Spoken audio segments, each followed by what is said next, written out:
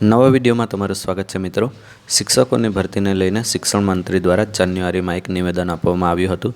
આપણને બધાને ખબર છે કે નિવેદન એવું આપવામાં આવ્યું હતું કે 1 મહિનાની અંદર શિક્ષકોની બધી જ ભરતી પ્રક્રિયા પૂર્ણ કરવામાં આવશે। શિક્ષણ મંત્રીનું આટલું નિવેદન સાંભળીને બધા ઉમેદવારો 5-10 મિનિટ માટે રાજી થઈ ગયા હતા, પરંતુ 10-15 મિનિટ પછી થોડો વિચાર આવ્યો કે જે ભરતી પ્રક્રિયાનું મેરિટ લિસ્ટ આવવા માટે 3 મહિના થઈ જતા હોય તો 1 મહિનામાં આ બધી પ્રક્રિયા કેમ પૂરી થશે।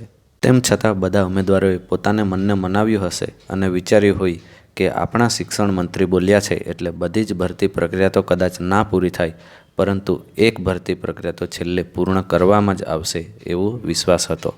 ભરતી પ્રક્રિયા શરૂ થવાની ખુશીમાં 2 દિવસ તો નીકળી ગયા, પણ ત્રીજા દિવસે એવા સમાચાર આવ્યા કે ગુજરાતમાં નગરપાલિકાઓ અને ખાલી પડેલી જગ્યાઓ પર ચૂંટણીની આચારસંહિતા લાગવાની છે। તો આ સ્થાનિક સ્વરાજ્યની ચૂંટણીના કારણે 1 મહિના સુધી ભરતી પ્રક્રિયા કરી શકાશે નહીં। તો પછી ખબર પડી કે શિક્ષણ મંત્રી ભરતી પ્રક્રિયા 1 મહિનામાં પૂર્ણ કરવામાં આવશે એવું કહેવા કદાચ ન માગતા હતા, પરંતુ એવું કહેવા માગતા હશે કે ભરતી પ્રક્રિયા નહીં પરંતુ ચૂંટણી પ્રક્રિયા 1 મહિનામાં પૂર્ણ કરી દેવામાં આવશે એવું કહેવા માગતા હોય એવું પૂરેપૂરું લાગી રહ્યું છે।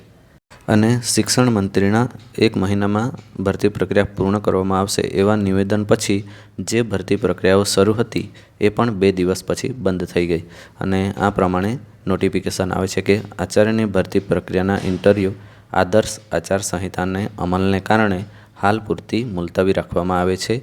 નવી તારીખો હવે પછી ટૂંક સમયમાં વેબસાઇટ પર પ્રસિદ્ધ કરવામાં આવશે, જેની ખાસ નોંધ લેવી।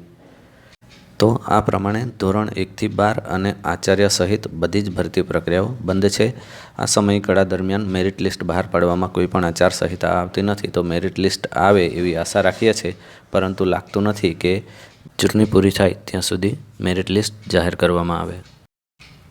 અને બીજી વાત કરીએ તો આ સ્થાનિક સ્વરાજ્યની ચૂંટણી પૂર્ણ થયા બાદ માર્ચ અથવા એપ્રિલમાં ફરીથી 7,000 જેટલી ગ્રામ પંચાયતોની ચૂંટણી આવે છે। તો ફેબ્રુઆરીમાં કદાચ આ ચૂંટણી પૂરી થાય અને 1-2 ભરતીની શરૂઆત થઈ જાય તો પણ પૂરેપૂરી ભરતી પ્રક્રિયા તો કદાચ પાછળની બીજી ભરતી પ્રક્રિયા પૂર્ણ થઈ શકે નહીં એવું લાગી રહ્યું છે।